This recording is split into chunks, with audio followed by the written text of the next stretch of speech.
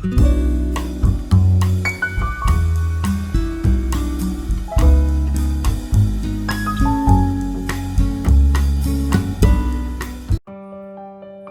हाथों की लकीरों के इजाफे हैं गवाह, मेरे हाथों की लकीरों के इजाफे हैं गवाह कि मैंने पत्थर की तरह तराशा है खुद को बहुत। दोस्तों, ये लाइन उस शख्सियत पे बिल्कुल सेट बैठती है जिन्होंने ये चीज पूरी दुनिया को साबित करके दिखा दिया कि अगर आपके अंदर जुनून है कुछ भी हासिल करने का, तो आपके उस मंजिल के रास्ते में जितनी भी कठिनाई आएगी, आप उस कठिनाइयों का डट के सामना करेंगे।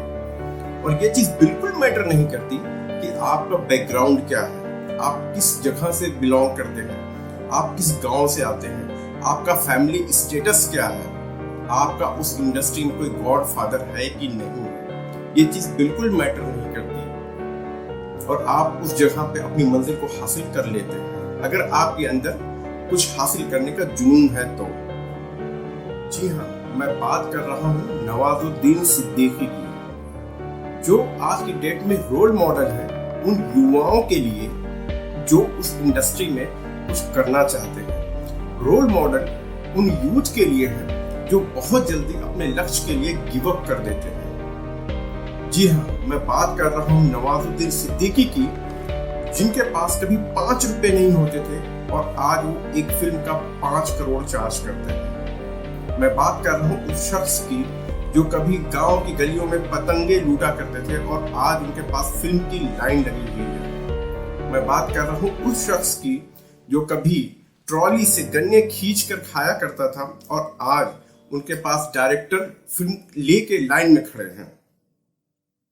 हेलो फ्रेंड, मैं आपका दोस्त दिलशाद आजमी आज एक बार फिर से एक मोटिवेशनल स्टोरी के साथ। जी हाँ, आज हम बात कर रहे हैं नवाजुद्दीन सिद्दीकी की और इस वीडियो के लास्ट में हम ये जानने की कोशिश करेंगे कि नवाजुद्दीन सिद्दीकी की स्टोरी से हम क्या चीज सीख सकते हैं और हमें क्या क्या चीजें प्रेरणा मिलती है इनकी लाइफ से। हम इस पे भी डिस्कस करेंगे इस वीडियो के लास्ट में। दोस्तों, अगर आपने अभी तक मेरा चैनल सब्सक्राइब नहीं किया तो please subscribe and share with your friends, क्योंकि मैं ऐसी मोटिवेशनल स्टोरीज इस चैनल पे लाता रहता हूँ। नवाजुद्दीन सिद्दीकी का जन्म 1974 में उत्तर प्रदेश के मुजफ्फरनगर डिस्ट्रिक्ट के एक छोटे से गांव बुढ़ाना में एक मुस्लिम जमींदार परिवार में हुआ और वो अपने 9 भाई बहनों में सबसे बड़े थे।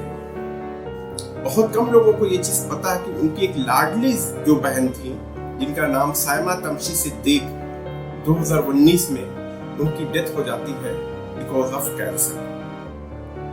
नवाजुद्दीन सिद्दीकी की स्कूलिंग उन्हीं के गांव में हुई।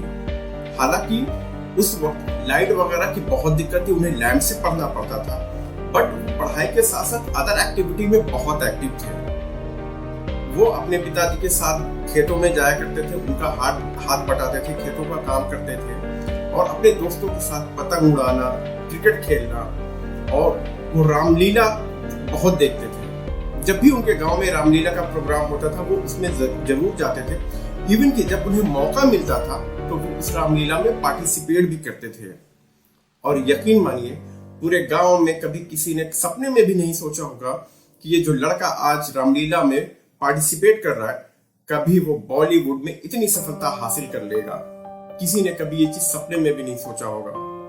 स्कूलिंग के बाद नवाजुद्दीन सिद्दीकी उत्तराखंड चले गए और वहां पे उन्होंने गुरुकुल कांगड़ी यूनिवर्सिटी से अपनी केमिस्ट्री में ग्रेजुएशन कंप्लीट किया और ग्रेजुएशन कंप्लीट करने के दौरान ही वो एक्स्ट्रा करिकुलम एक्टिविटी में बहुत एक्टिव थे।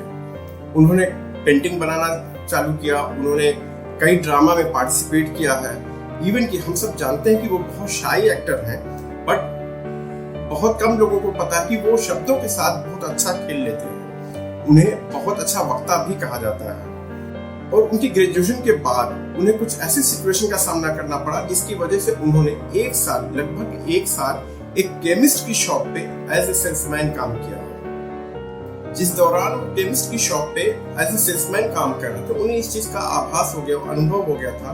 उन्होंने ये चीज महसूस कर लिया था कि उनका इस काम से कुछ नहीं होना है। फिर उन्होंने, क्योंकि उनके सपने बड़े थे, उनकी ख्वाहिशें बहुत बड़ी थी, उनके अंदर एक एक्टर छुपा हुआ था, वो इस बात को थोड़ा सी आभास कर रहे थे, इसलिए वो फिर दिल्ली आ गए। दिल्ली में एक शाम कुछ ऐसा हुआ जिससे उनकी जिंदगी का रुख ही बदल गया। उन्होंने एक प्ले देखा और प्ले देखने के बाद वो इतना इंस्पायर हुए इस प्ले से, उन्होंने ये मन बना लिया कि अब उन्हें किसी भी तरीके से थिएटर ज्वाइन करना है। और फिर उन्होंने पता किया कि थिएटर ज्वाइन करने के लिए क्या एक्टिविटी परफॉर्म करनी पड़ेगी। वो फिर नेशनल स्कूल ऑफ ड्रामा में गए, उन्होंने सारी इंक्वायरी की, but national school of drama में एडमिशन भी इतना इजी नहीं था, ये बहुत कॉम्प्लिकेटेड था। उन्हें इसके लिए एटलीस्ट 10 प्ले करके दिखाने थे किसी भी तरीके से। और कुछ प्ले उन्होंने देहरादून में कंडक्ट किए अपने पुराने दोस्तों के साथ, और कुछ प्ले उन्होंने दिल्ली में अपने दोस्तों के साथ कंडक्ट किए और उसको फिर सबमिट किया, जिसके बेस पे उन्हें एनएसडी में एडमिशन मिला। एनएसडी में एडमिशन के बाद उनकी असली स्ट्रगल चालू हुई। उनके पास पैसों की किल्लत होने लगी क्योंकि उनके पास कोई जॉब नहीं थी। हालांकि अगर वो चाहते तो अपने घर से पैसे मंगवा सकते थे, वो जमींदार बैकग्राउंड से थे, पर उन्होंने ऐसा नहीं किया क्योंकि उनके अंदर एक खुदारी थी कि मुझे जो भी करना है वो अपने बलबूते पे करना है। और शायद इसीलिए थिएटर के दौरान उन्होंने नोएडा में डे शिफ्ट में वॉचमैन का काम किया। वो 9 to 6 वॉचमैन के जॉब करते और शाम को फिर दिल्ली जाते और वहां थिएटर पे ट्रेनिंग लेते। एनएसडी की ट्रेनिंग कंप्लीट करने के बाद वो मुंबई आ गए, पर मुंबई आने के बाद उन्हें जरा सी भी गुमान नहीं था कि वहां पे समस्याएं, प्रॉब्लम, जो दिक्कतें थी वो बाहें खोल के उनका इंतजार कर रही थी। और वो इस कदर दिक्कत में आ गए, इतनी दिक्कत थी कि वो बयान नहीं कर पाते। कई बार उन्होंने इंटरव्यू में ये चीज बताया कि उन्हें कई रात भूखों सोना पड़ा है। और शुरुआती दिनों में उन्हें सिर्फ छोटे छोटे कैरेक्टर मिलते थे। उनकी पहली डेब्यू मूवी थी आमिर खान के साथ सरफरोश में, जिसमें उन्होंने एक छोटा सा किरदार निभाया था पॉकेट मार कर। उसी साल उन्हें छोटा सा एक किरदार शूल मूवी में मिला जो कि राम गोपाल वर्मा की थी, उसमें एक छोटा सा किरदार निभाया उन्होंने शूल मूवी में।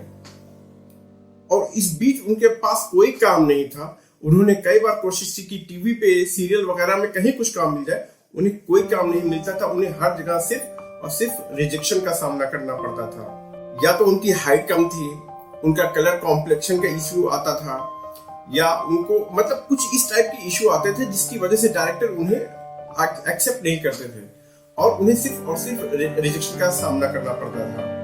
2003 में भी एक छोटा सा रोल मिला उन्हें मुन्ना भाई एमबीबीएस में, उसमें भी एक पॉकेट मार का ही रोल मिला। और इन सब की वजह से वो फाइनेंशियल क्राइसिस में बहुत ज्यादा आ गए और उन्हें बहुत ही दिक्कत का सामना करना पड़ा। कहते हैं ना कि मुंबई जो है पहले रुलाती है, और इस सिचुएशन में जो मुंबई में टिक गया, मुंबई उसे अपने सिर का ताज बनाती है। ऐसा ही कुछ हुआ नवाजुद्दीन सिद्दीकी के साथ। पर ये वो दौर था जब नवाजुद्दीन सिद्दीकी को सिर्फ रोना आ रहा था, क्योंकि उनके पास सर्वाइवल के लिए बिल्कुल पैसे नहीं थे। एक वक्त ऐसा आया कि जब उनके पॉकेट में सिर्फ 5 रुपए बचे थे और उनको रूम का रेंट देने के लिए पैसे नहीं थे। उन्हें मजबूरी में वो कमरा छोड़ना पड़ा और उन्होंने अपने एनएसडी के सीनियर दोस्तों से बात की सर छुपाने की जगह के लिए। एनएसडी के सीनियर दोस्तों ने एक शर्त ऐसी रखी अपने यहाँ रुकने की जिसकी कल्पना उन्होंने कभी सपने में भी नहीं किया था। उन्हें उन दोस्तों के साथ रहने के लिए उनके लिए खाना बनाना था। इस शर्त के साथ वो वहां पे गए और उन्होंने वो किया भी। अपने दोस्तों के लिए खाना बनाते थे और रूम का रेंट इस वजह से उनका बच रहा था। इस तरीके से उन्होंने वहां पे सरवाइव किया। बट एक वक्त ऐसा आया जब वो काफी दिक्कत में आए। एक बार उनकी तबीयत खराब हो गई और उनके पास बिल्कुल पैसे नहीं थे और किसी तरीके से उन्होंने 3-4 दिन बगैर पैसे के काटे। ये बहुत ज्यादा पेनफुल था। मुंबई बिल्कुल उनको रुला रही थी इस वक्त, बट उन्होंने हिम्मत नहीं हारी और उन्होंने अपना हौसला बना के रखा। जब इनका स्ट्रगल का फेज चल रहा था, उस दौरान लगभग 2007 में इन्हें 2 मूवी मिली। एक ब्लैक फ्राइडे जो कि उस टाइम की बहुत बड़ी हिट मूवी थी, पर इनका कैरेक्टर बहुत छोटा था, और दूसरी मूवी डेवडी, उसमें भी इनका कैरेक्टर बहुत छोटा था। इन दोनों मूवी से इनको कोई रिकॉग्निशन नहीं मिली। पर कहते हैं ना, जब इंसान के बर्दाश्त करने की क्षमता बहुत ज्यादा हो जाती है तो समस्याएं उनके सामने खुद ब खुद सर झुका देती हैं। शायद ऐसा ही कुछ हुआ नवाजुद्दीन सिद्दीकी के साथ। और 2010 में इन्हें पहला ब्रेक मिला आमिर खान प्रोडक्शन की मूवी पीपली लाइव से, और उस मूवी में इन्होंने एक पत्रकार का रोल निभाया था और जो कि लोगों ने काफी सराहा और वो मूवी काफी हिट भी हुई। पीपली लाइव के बाद इन्हें अब थोड़ा बहुत काम मिलने लगा था, पर अभी भी इनको इनका मनचाहा काम नहीं मिल रहा था। छोटे छोटे ही कैरेक्टर मिलते थे पर वो उन्हें भी बखूबी निभा रहे थे। पर 2012 और 13 में 3 ऐसी मूवी मिली जिसने इनकी जिंदगी का रुख ही बदल दिया। और पहली मूवी थी कहानी आमिर खान के साथ, जिसमें इन्होंने एक इंटेलिजेंस ऑफिसर का रोल किया था और वहां से उस मूवी से इनको बहुत अच्छी रिकॉग्निशन मिली। और 2012 में ही एक मूवी आई अनुराग कश्यप की गैंग ऑफ वासेपुर।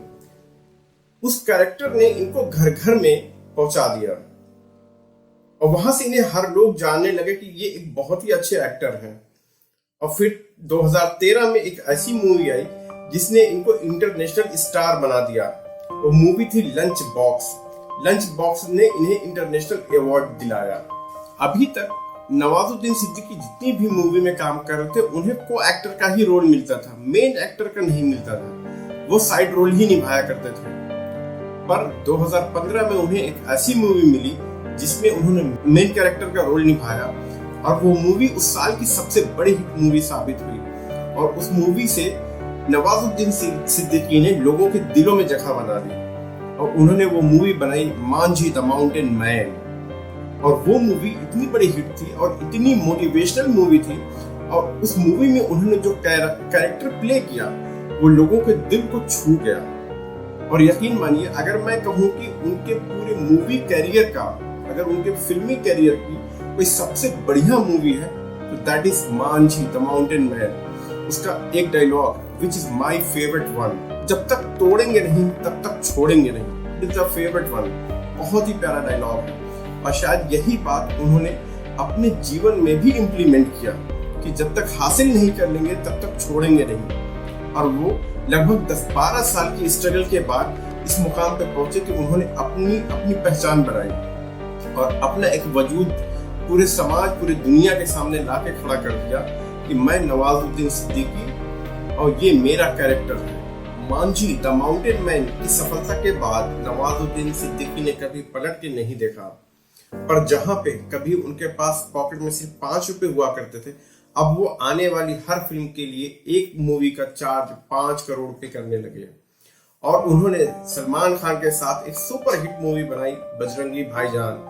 और बजरंगी भाईजान में उन्होंने एक पाकिस्तानी पत्रकार का किरदार निभाया और उस किरदार को लोगों ने खूब पसंद किया, खूब सराहा। पर क्या इतनी सफलता के बाद नवाजुद्दीन सिद्दीकी अपने घर होम टाउन आना जाना छोड़ दिए? नहीं, ऐसा नहीं था। नवाजुद्दीन सिद्दीकी आज भी जब भी उन्हें मौका मिलता है वो अपने होम टाउन, अपने घर, अपने गांव जरूर जाते हैं और उन्हें अगर मौका मिलता है तो आप खेती बाड़ी में फिर से दोबारा लग जाते हैं। कई बार हमने सोशल मीडिया पे वीडियोस देखी है जिसमें वो खुद से फावड़ा उठा के खेती करते हुए देखे जाते हैं। हमारा नवाजुद्दीन सिद्दीकी की सारी स्टोरी बताने का सिर्फ एक मकसद था कि हम उनकी जिंदगी से क्या सीख ले सकते हैं। तो उनमें से कुछ पॉइंट हमने नोट किए हैं, मैं वो आपको बता देता हूँ जो हमें अपनी जिंदगी में एडॉप्ट करने चाहिए। सबसे पहला पॉइंट है डिसिप्लिन। हमें अपने आप को किसी भी तरीके से डिसिप्लिन में रखना चाहिए कि अगर हमें ये करना है तो उस टाइम पे हमें वो काम करना है। दूसरा, कभी भी हमें अपने पावर को अंडर एस्टिमेट नहीं करना चाहिए कि मैं ये काम नहीं कर सकता। आप कर सकते हैं, अगर आपने ठान लिया तो आप जरूर वो काम कर लेंगे। Never under estimate your power. अपने पावर को कभी भी अंडर एस्टिमेट मत करिए। तीसरा, डेडिकेशन। अगर आपको कुछ हासिल करना है तो उसके लिए आपके अंदर डेडिकेशन, जुनून होना बहुत जरूरी है। चौथा, क्लियर गोल। यानी कि अगर आपका गोल बिल्कुल साफ है कि आपको क्या करना है तो उस रास्ते में जितनी भी दिक्कत आए आप उन दिक्कतों का सामना करते जाइए, खुद ब खुद रास्ते बनते जाएंगे। कहते हैं कि अगर बहुत ज्यादा घना अंधेरा है तो आप एक एक कदम चलते रहिए, आपको धीरे धीरे एक एक कदम पे थोड़ी थोड़ी सी रोशनी दिखेगी और आप धीरे धीरे बढ़ते रहेंगे।